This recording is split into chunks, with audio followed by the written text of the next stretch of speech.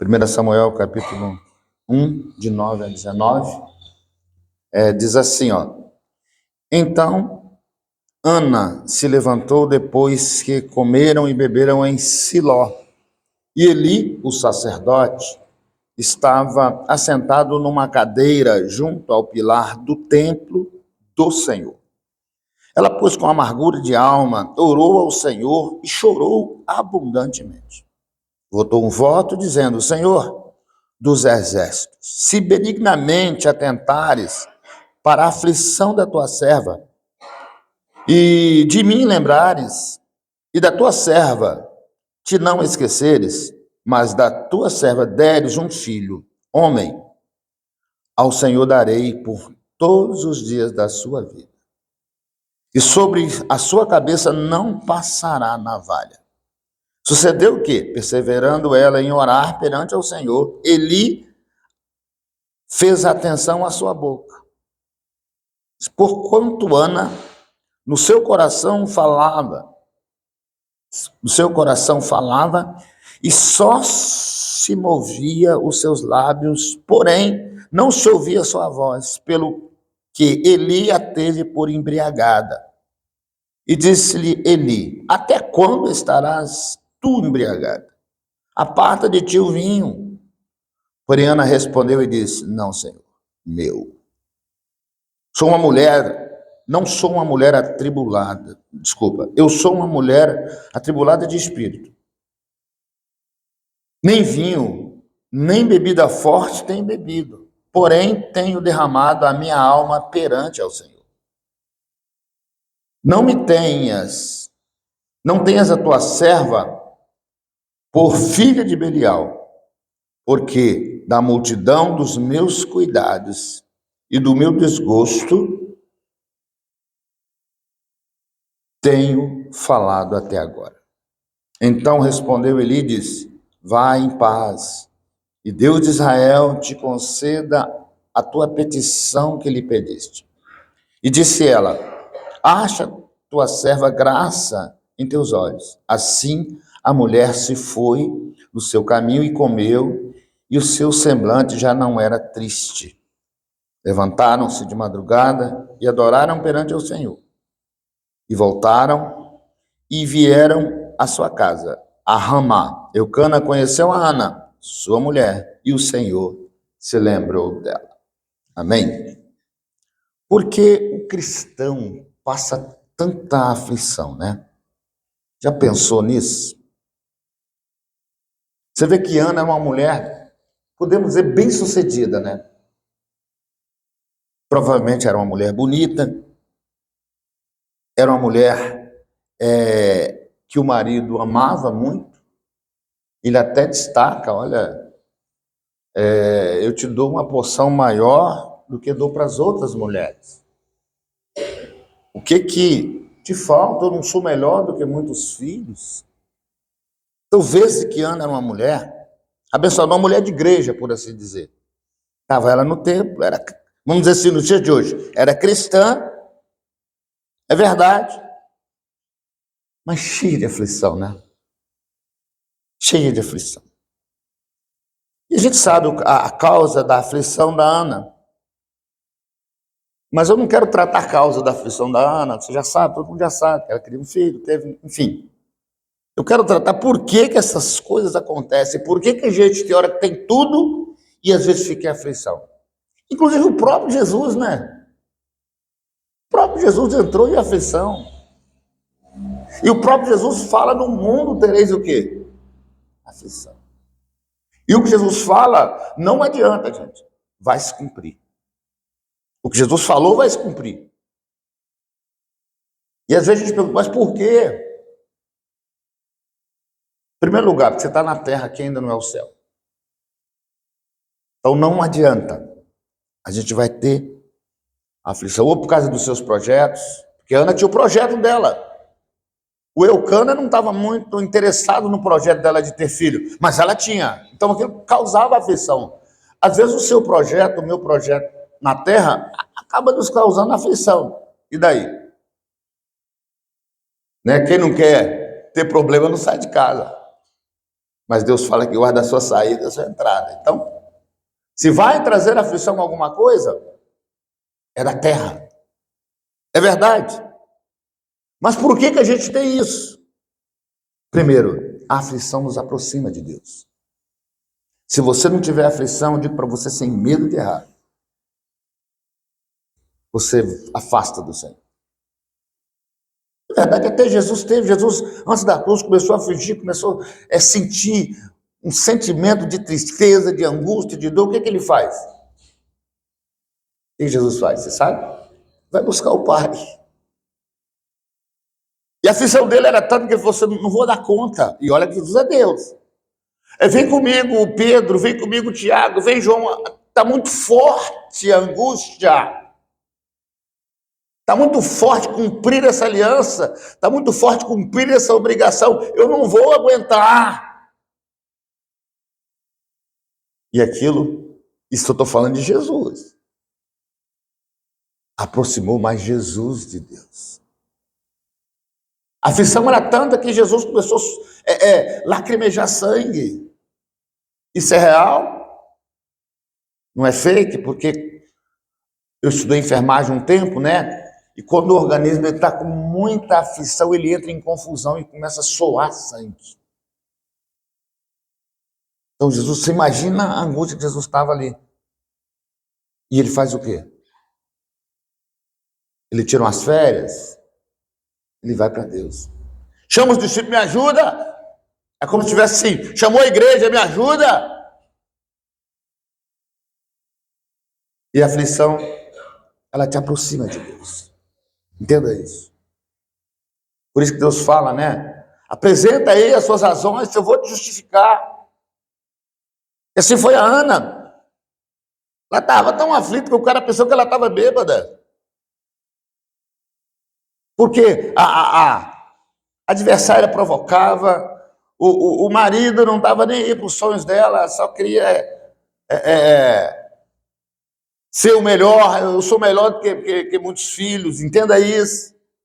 Mas ela tinha um projeto. E aquele projeto a afligia. E a aflição fazia com que ela fazia o quê? Buscasse a Deus. A aflição da vida faz você buscar Deus. Faz você orar. Faz você ir para a palavra. Faz você buscar o Espírito do Senhor. É verdade, a aflição, ela faz isso na pessoa. E foi por isso que Jesus falou, lá no livro de João, capítulo 16, no mundo tereis o quê? No mundo tereis busca ao Pai. No mundo, a presença de Deus vai se fazer na sua vida. Amém? Mesmo em tempo de aflição. Você entende isso? Faz você buscar a Deus. É no travesseiro de pedra que Deus opera. O que é isso, pastor? Jacó, com medo, correndo, o que ele pega para dormir? Uma pedra. Faz aquele colchão de pedra, aquele travesseiro de pedra, e é ali que Deus fala com ele e promete. Muitas vezes, Deus não fala no travesseiro fofinho que você está dormindo, confortável. Às vezes o travesseiro é de pedra. O que é o travesseiro de pedra? É aquela noite que você passa virando para lá e para cá, angustiado, porque o filho está com problema, porque as contas, esse mês não vai dar para pagar. Porque você está assustado com alguma coisa. É o travesseiro de pedra. O travesseiro de pedra é uma escada para Deus surgir na sua vida, amém? Jacó estava ali em aflição, desesperado, com medo do irmão matá-lo. Tinha tomado uma volta do sogro, não casou com quem ele queria, teve que levar outra mulher que era Leia. Imagina a angústia desse homem ali. Mas ali a Bíblia diz que Jacó viu uma escada e anjos descia e subia, simbolizando, é no travesseiro de pedra que Deus vai falar contigo. Entenda isso nesta manhã, amém? Quantos entendem isso nesta manhã? É no travesseiro de pedra, é na aflição, na família que nasce uma grande fé. A mulher chega diante de Jesus, Senhor, minha filha está miseravelmente endemoniada, o que eu faço? No final da história, Jesus fala assim: grande é a sua fé, mulher. Para ninguém Jesus falou isso. Por que Jesus falou isso para essa mulher? Porque na aflição da família, no sofrimento da família, ela estava buscando ao Senhor. É verdade. É na desonra que nasce a honra. É no choro que nasce a alegria. Quanto sabe isso esta manhã? A Bíblia diz: o choro pode durar uma noite, mas a alegria vem pela manhã. É verdade. E Paulo chega a dizer, você não precisa abrir, mas Paulo fala assim em Romanos 5:3, né? Glorie-se na tribulação, porque a tribulação produz paciência, a paciência é experiência, e a experiência, a esperança. Quantos entendem isso desta manhã? Entenda uma coisa, por pior que seja a aflição, por pior que seja a noite de sono que você não dormiu, por pior que seja o travesseiro de pedra, que tem hora que o seu travesseiro espiritualmente falando, ele parece uma pedra, ele não é fofinho, porque você está ali, mas a cabeça está pensante. Tem hora que eu estou com tanta aflição de noite que isso aqui meu começa a doer. Eu boto 3 travesseiros e não adianta. Aí eu tenho que levantar, porque umas coisas que está na vida, mas é a vida. Jesus fala, seja bem-vindo a ela. Então é na aflição que Deus opera. É no travesseiro de pedra que Deus mudou a vida de Jacó. É verdade. Onde lá nasce aquela palavra assim, Betel, foi nesse ambiente. Casa do Senhor. Betel quer dizer. Agora deixa eu te dar uma notícia boa.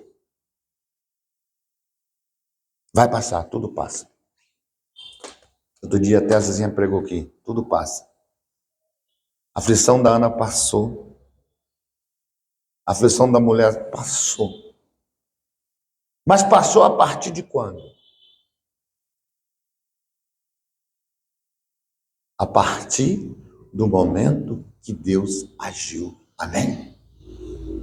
Quando é que passou a aflição do Jonas? Deus arrancou ele dentro do peixe.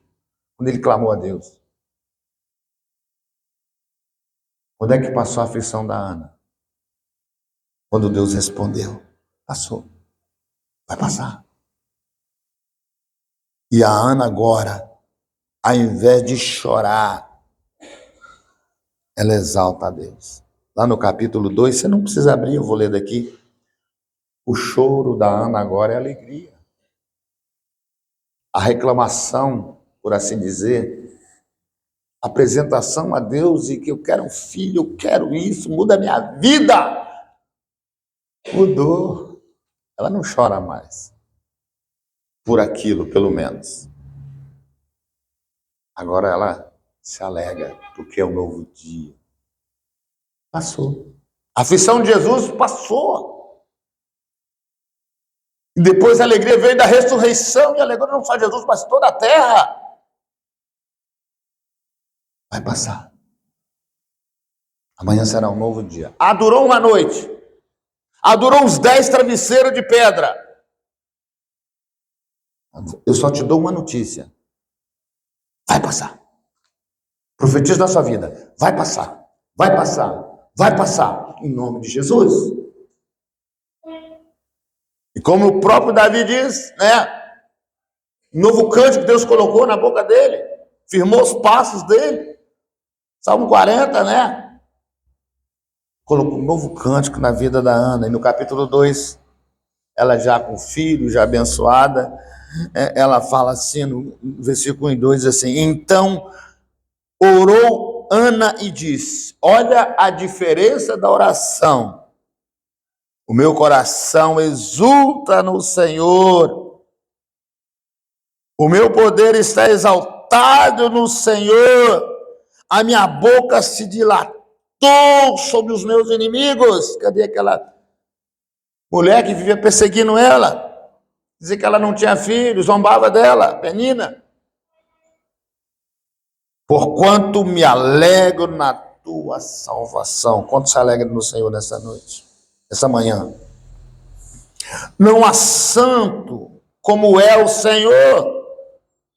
porque não há outro fora de ti, e rocha nenhuma há como o nosso Deus. Quando recebe essa palavra nesta manhã? Deus vai mudar o quadro. Essa é a nossa esperança. Como diz o Paulo, glorie-se na tribulação. Não dá ponto pro diabo, não. Não murmura, não reclama, não.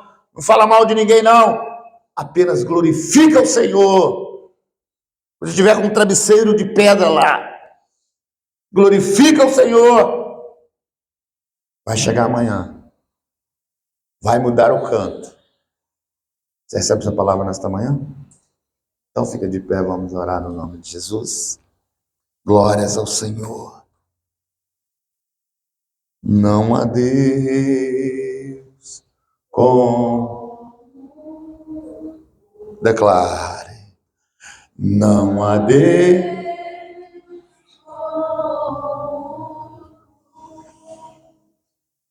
que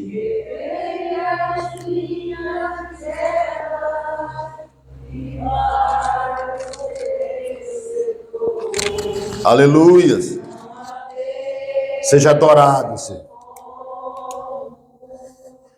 Mais uma vez, o cântico mudou. Não há Deus.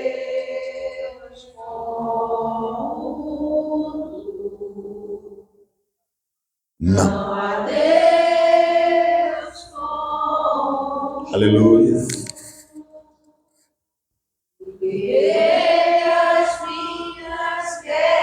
Faz o quê? Já fez.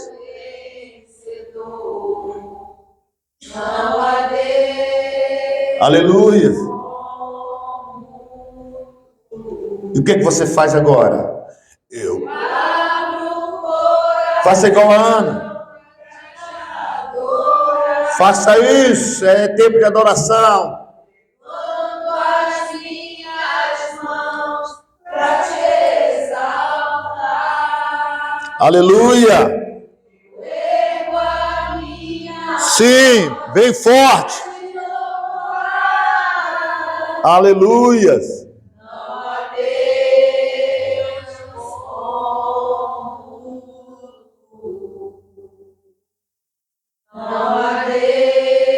Aleluia. O Senhor abençoa a tua filha nesta manhã.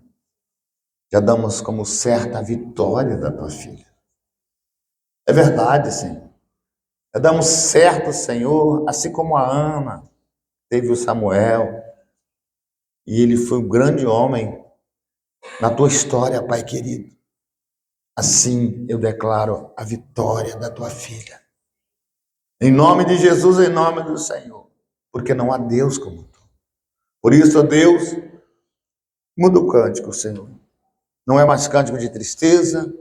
Muda o choro, Senhor, para alegria. No Senhor está posta a nossa confiança. No Senhor, Pai querido, é que nós confiamos. É verdade, Senhor. Então, abençoa tua filha para um tempo de vitória, um tempo de vida. E vida em abundância, como diz a tua palavra, Deus. No nome de Jesus, no nome do Senhor, que a graça de nosso Senhor e Salvador Jesus Cristo, o amor de Deus Pai, a presença do Espírito de Deus, a vida abundante, prometida pelo Senhor, seja sobre toda a nossa vida, em nome de Jesus, em nome do Senhor. Deus te abençoe e te guarde. Tempo de vitória e vitória em Cristo Jesus.